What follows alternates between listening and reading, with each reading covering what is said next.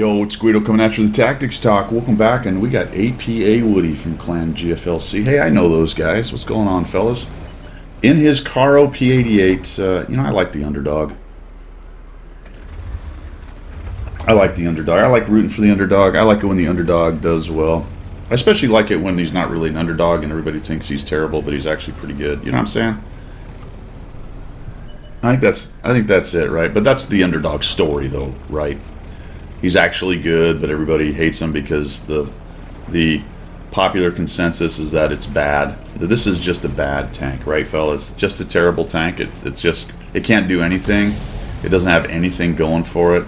I looked at the stats, and the numbers weren't good. Okay, it's a bad tank because the numbers are bad. You know what? Stop listening to those people. You really should stop listening to people who look at the stats on a tank and go, "Ooh, that's a bad tank because the stats. I don't like the stats. The DPM's too low, and it doesn't have any standout stats, and it's a terrible tank because somebody made a video and they said it was bad." Look, I don't want to get into it. Maybe I do. No, I don't. I don't want to get into a East Coast to West Coast rivalry thing or any insulting people who have their own opinions about things. But the thing is, when you're wrong, right? You know what I'm saying? When you're wrong, you're wrong. If you want to make a claim to something, you should be able to back it up with actual facts. Now, we'll see where this tank's numbers fall out. But the claim is that it's the worst tier 7, right? Or close to it. That's pretty easy to prove wrong. You don't have to be very good to be better than the worst tier 7. And this tank is not even close to that, which is going to make it easy, I think, anyway, to prove that it's not a terrible tier 7. Is it the best tier 7? No, clearly not. Clearly not. I've played it. Played it a good number of battles. You ever notice that a lot of people who want to tell you a tank is bad have never played the damn thing? Or they've played it twice. Herder, it's bad. I played it twice. Okay. I mean, that's your opinion.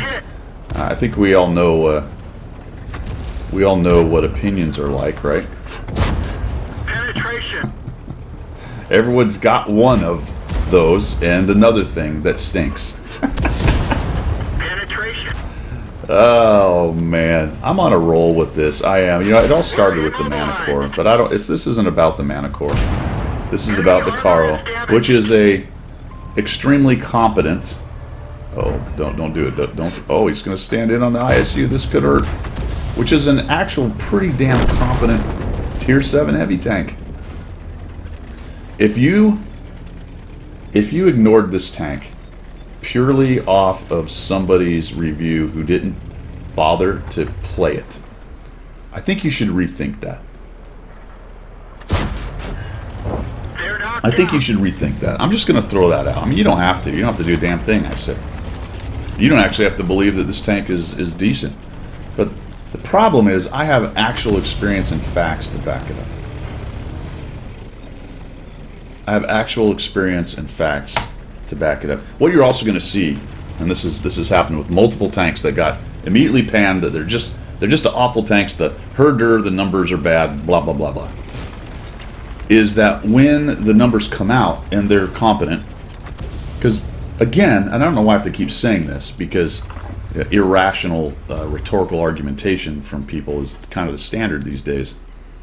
I don't know why I have to say this. I'm not saying it's the best, right? That's always the comeback, or one of the rhetorical comebacks. Oh, well, you think it's like the best. No, it's not what I'm saying. It's competent. It's decent. In some situations, it's actually pretty good. But when the numbers come out, there's always the rationalizations, isn't there? Well, it's only played by good players. Well, it just came out and people don't know how to handle it. Well, there's... And I say, well, the numbers speak for themselves. It's average. I don't know where you get the fact that it's crap, support you. but it's a perfectly competent tier 7, and whatever you're using to analyze the numbers probably has a significant amount of misinformation on how this game is actually played and won. I'm just going to chuck that out there. Right? We're just getting... Uh-oh, look out. ISU has made a bad mistake. I guess he wants to come around and kill the 3001 because that's the guy that's on the cap. So they're trying to block the cap a little bit. He's going to get pummeled from the guys across the way, though. Yep, 5916 gets thumped. Oh, here comes more help.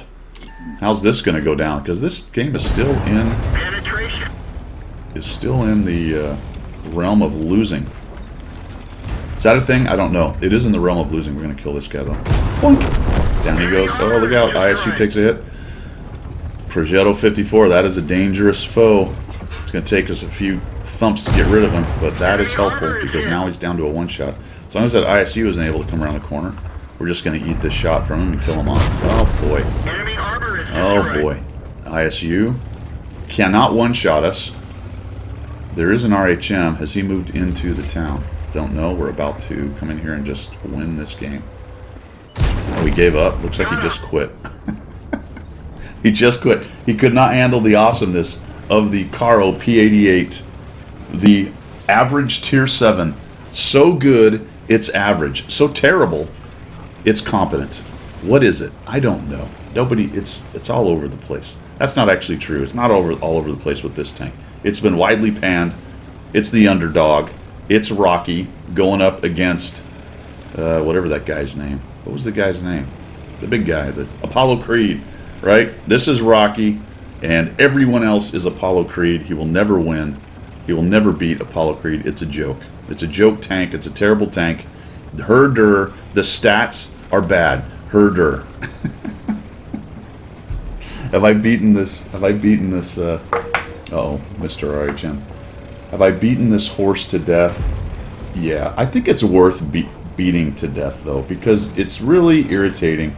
You know, one of my big things in life, in the game, in my career, is just be honest about the data that you see. If you screwed something up, be honest.